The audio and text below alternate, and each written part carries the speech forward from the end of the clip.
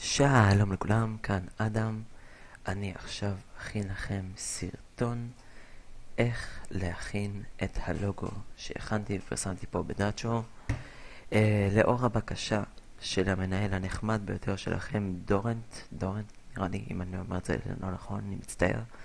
אני יותר משמח להכין את הסרטון הזה. זה מאוד נחמד שאתם ככה אהבתם את הלוגו שלי ואני מאוד שמח. אז נתחיל. קודם כל, חשוב לי להגיד שאני משתמש בתוכנה פוטושופ CS3 ואני משתמש כרגע בפונט הרברה. אם תחפשו את זה בגוגל זה לא יהיה לכם בעיה בכלל. עכשיו נתחיל, קודם כל נכתוב איזשהו שם שאנחנו רוצים. לצורך העניין נכתוב דאצ'ו. כן, דאצ'ו. בעזרת קונטרול אני אשנה את הזווית, לעשות את זה קצת מעניין, ככה נעשה זווית ככה יפה. עכשיו נבחר בכלי התזוזה ונזיז ימינה למטה, ימינה למטה, ימינה למטה.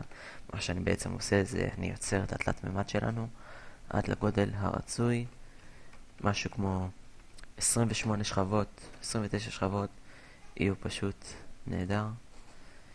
ניקח את השכבה הראשונה ונלחץ על color overlay. מה שבעצם אני עושה, אני בוחר צבע שיחסה את השכבה הראשונה, נבחר בכחול. אוקיי, עכשיו אנחנו צריכים ליצור את שכבת תלת מימד. בעצם אנחנו צריכים לשלב את כל השכבות שמתחת לשכבה הראשונה. בואו נשלב אותם ככה בלי בעיה. סליחה, קצת דקה פה עכבר. הנה, בלי בעיה, אנחנו נשלב את כל השכבות שיש לנו פה, חוץ מהשכבה האחרונה. את השכבה האחרונה אנחנו נצטרך בהמשך. עכשיו הנה יש לנו את שכבת תלת מימד ששילבנו אותה בעזרת קונטרול ו-E. אוקיי? עכשיו יש לנו את השכבה הכי תחתונה. את השכבה הזאת אנחנו ניקח, נלחץ סטרוק ונבחר בצבע של השכבה הראשונה. ככה אתם כבר מתחילים לראות את הדמיון שיש בין הלוגו קולר ללוגו שאני עושה עכשיו. מעל לשכבת תלת מימד, דאצ'ו קופי 28, שכבת תלת מימד, אנחנו נפתח שתי ליירים חדשות, שתי שכבות חדשות, שלוש שכבות חדשות. השכבה השלישית תהיה שכבה של הברקה יותר דהויה, אפשר להגיד. נלחץ עליה, נלחץ קונטרול, נלחץ על המסך פה. סליחה, זה לא אמור לקרות.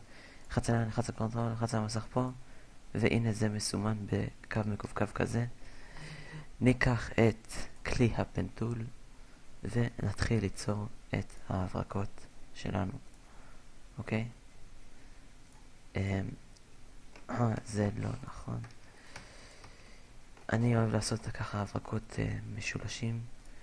נתחיל בהברקות יותר גסות, אפשר להגיד.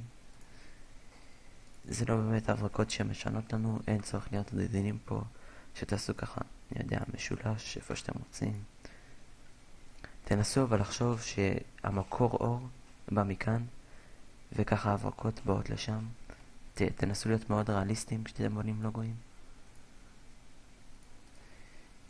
ככה אני מעלה אותם בצבע הלבן. זה אמור לעשות את העבודה.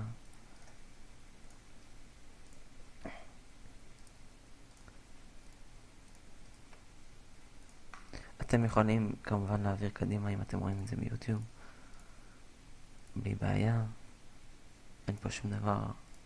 אוקיי, עכשיו אחרי שסיימנו נשים את ההברקות הגסות האלה, דקה, את ההברקות האלה אנחנו בעצם הולכים לפילטר, בלור, גאז'ן בלור, ונשים את זה משהו כמו על 9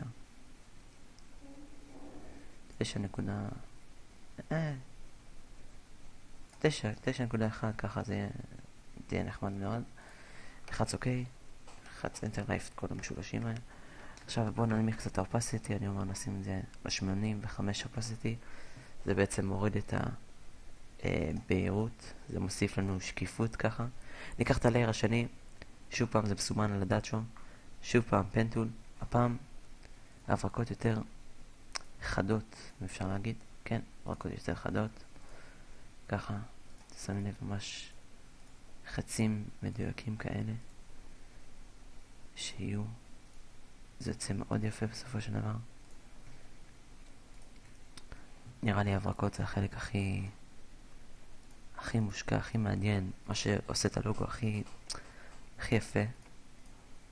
זה הברקות, באמת יהיה פה איזה 3 חלקים של הברקות, 4 חלקים של הברקות. אוקיי, נמלא את זה ככה בלבן.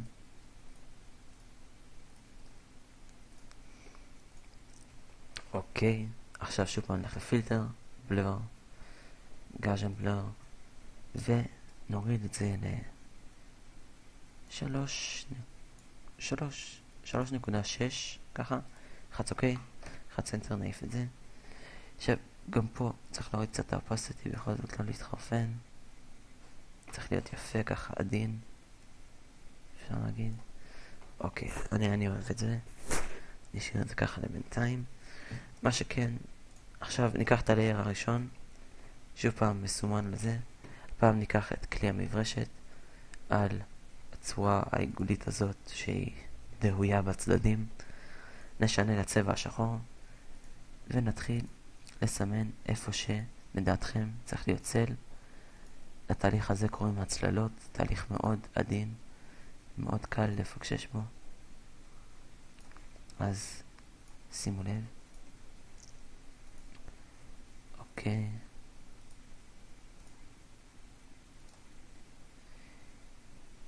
אוקיי.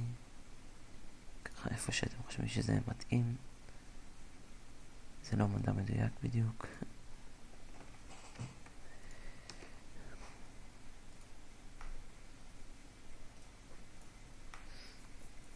אוקיי, נראה לי זה מספיק. יש לנו הברקות, יש לנו הצללות על התלת ממד. עכשיו אני רוצה לקחת את השכבה הראשונה, לפתוח שכבה מעליה, לסמן את השכבה הראשונה, לקחת את המברשת, להעלות את זה לא להשאיר את זה ככה, לשנות ללבן, ולהוסיף הברקות קטנות, ככה בתוך השכבה הראשונה, ככה, ככה, ככה, וככה. אתם רואים, זה מוסיף, זה עושה את זה יפה, עושה את זה מאוד יפה לדעתי. גם לשכבה הראשונה אפשר לעשות הצללות בלי בעיה. אתם יודעים מה, בואו נעשה, למרות שאני לא יודע איך זה יצא, אף פעם לא עשיתי ככה הצללות על השכבה הראשונה. גם פה צריך להיות מאוד עדינים, מאוד קל לפקשש את זה.